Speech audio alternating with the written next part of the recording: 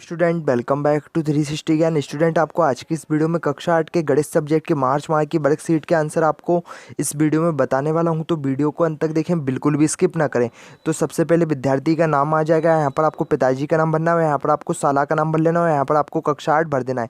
अब हम देख लेते हैं कि किस तरीके के प्रश्न आपकी मार्च माह की वर्कशीट में पूछे गए। तो यहाँ पर आपको खंड आ में पहला जो आपका प्रश्न है वह सही विकल्प है, जिसमें पहला सही विकल्प है कि दी गई संख्या रेखा पर अक्षर बी द्वारा प्रदर्शित परिमेय संख्या है। तो यहाँ पर आप देख सकते हैं एक टेबल सा बना है, यहाँ पर आपका 0 1/9 2/9, उसके बाद आएगा आपका यहाँ पर 3/9, उसके बाद आपका आएगा यहाँ पर 4/9, उसके बाद यहाँ पर आपका जो बी पर आ रहा है बे आ रहा है आपका 5/9। तो यहाँ पर आपका जो सही आंसर होगा दोस्तों आपको 5/9 लिख देना है। यहाँ पर आपका जो सी वाला है वह सही आंसर है।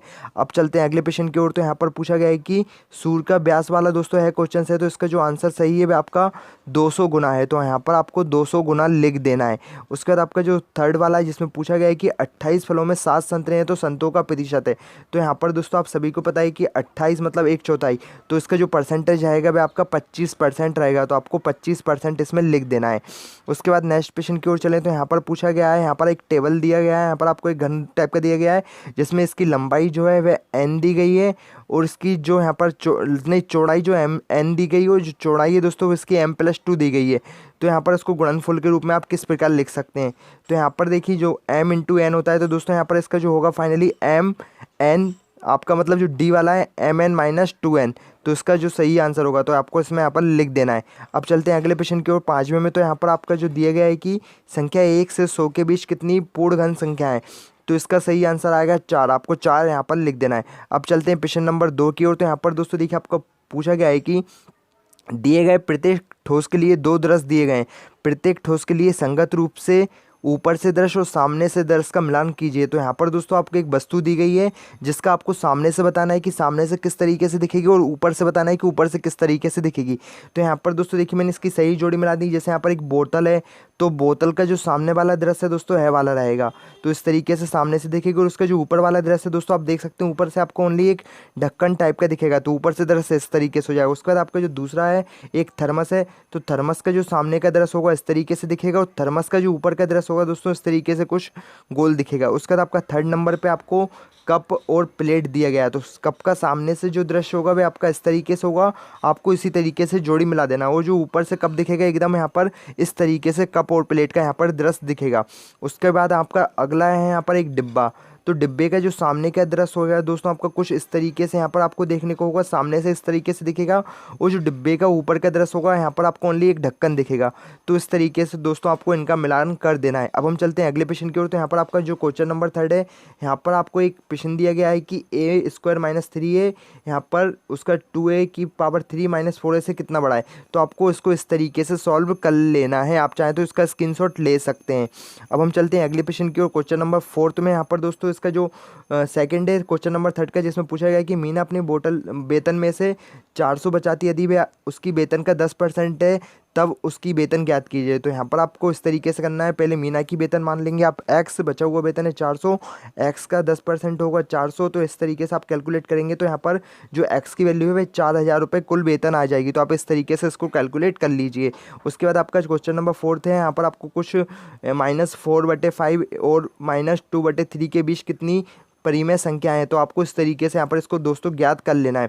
तो उसका जो फाइनली आंसर है मैंने यहाँ पर लिख दिया है। अब चलते हैं अगले प्रश्न की ओर। तो यहाँ पर आपको m का मान ज्ञात करना है। तो यहाँ पर दोस्तों देखिए यहाँ पर एक वैल्यू दी गई है, इसका आपको यहाँ पर m का मान इसमें ज्ञात करना है। तो आपको इस तरीके से इसको कैलकुलेट कर लेना है। यहाँ पर जो फॉर्मूला होता है, जब घातें समान होती हैं तो दोनों घातें दोस्तों यहाँ पर जुड़ जाती हैं, तो इसी तरीके से मैंने इसको यहाँ पर कर लिया। यहाँ पर आज की जो जब आधार समान होता है तो इसकी हम जो घातें रहती हैं इनकी तुलना कर दी है यहाँ पर मैंने। उसका जो फाइनली आपको m का मान आ गया है दोस्तों, यहाँ पर आप देख सकते हैं m का मान आपका 1 आ गया है। तो इस तरीके से आपको इसको सॉल्व कर लेना है। उसके बाद आपका आता है क्वेश्चन नंबर 5। क्वेश्चन नंबर 5 में दोस्तों यहाँ पर आपको 2 संख्या दी गई जिसके योग में से आपको इस वाली संख्या को हटाना है। तो पहले आपको इन दोनों संख्या को योग करना है, मतलब जोड़ लेना है। तो यहाँ पर आप देखेंगे आपका जो फाइनली योग हो रहा है -2 बाय, तो यहाँ पर होगा -3 और यहाँ पर जो प्लस का है यहाँ पर माइनस का है, तो -15 में से 5 गए तो -5 बचा। अब होगा यह योग। अब इसमें से आपको जो सेकंड संख्या है आपको उसको घटा देना है। तो इस तरीके से आपका फाइनली आंसर आ जाएगा। अब चलते हैं अगले प्रश्न की ओर। तो यहाँ पर दोस्तों आपका चक्रवृद्धि ब्याज वाला यहाँ पर प्रश्न है कि किस मान का 5% वार्षिक ब्याज की दर से 3 वर्ष का ब्याज 600 है, तो यहाँ पर आपको ज्ञात करना है। तो यहाँ पर आप देख सकते हैं इस तरीके से मैंने इसको सॉल्व कर लिया। यहाँ पर आपका ब्याज वाला फॉर्मूला लग गया P/R/रेट अपॉन 100। तो आपका ब्याज दिया गया है 600 रुपये, पी की वैल्यू आपको ज्ञात करना है, रेट दिया गया है मतलब दर दी गई है आपकी 5 और टाइमिंग दी गई है आपकी 3 साल और अपॉन में 100। तो इस तरीके से आप 5 दिए 15 15 यहाँ पर आपका इंटू में, तो यहाँ पर आपका डिवाइड में चला जाएगा 600 के, तो आपका यहाँ पर आ गया 40। उसके बाद दोस्तों आपका जो यहाँ पर P/100 है, तो आपका जो डिवाइड 100 में है, पी के डिवाइड में है, तो यहाँ पर इस तरीके इस साइड जाने पर यह मल्टीप्लाई हो जाएगा। तो उसकी जो वैल्यू आएगी दोस्तों आपका फाइनली आपका जो पी आएगा वह 4000 रुपये आ जाएगा। तो दोस्तों अगर आपको कोई पिशन नहीं आ रहा है तो बस आपको उस पिशन का फोटो क्लिक करना है और पिशन को क्रॉप करना है। उसके बाद आपको फाइनली 5 सेकंड के अंदर वीडियो सॉल्यूशन मिल जाएगा। फिर चाहे पिशन दोस्तों आपका होमवर्क का हो, सीबीएसई बोर्ड हो, यूपी बोर्ड हो, बिहार बोर्ड हो, राजस्थान बोर्ड हो, एमपी बोर्ड हो या फिर अन्य किसी बोर्ड का हो। फिर चाहे पिशन आपका IIT, JEE Mains, advance, NEET या फिर 6 to 12 क्लास का हो। इसके बावजूद आपको केमिस्ट्री, फिजिक्स, बायोलॉजी, मैथ का हो तो आप अपने पिशन का सोल्यूशन भी डाउट नेट के ऊपर से कर सकते हैं। इसके अलावा दोस्तों डाउट नेट पर क्लास 9 to 12 के स्टूडेंट के लिए लाइव क्लास चल रही है, हिंदी मीडियम, इंग्लिश मीडियम के लिए, जिससे आप अपना पूरा सिलेबस पढ़ सकते हैं। दोस्तों 3 करोड़ से ज़्यादा स्टूडेंट डाउट नेट पर पढ़ाई कर रहे हैं, तो आप आज ही डाउट नेट एप्लीकेशन को डाउनलोड करें। तरीके से आपको इसको आसानी से सॉल्व कर लेना। उसका रहता है आपका यहाँ पर क्वेश्चन नंबर 7 प्रोजेक्ट वर्क है दोस्तों, यहाँ पर 20 नंबर का प्रोजेक्ट वर्क है।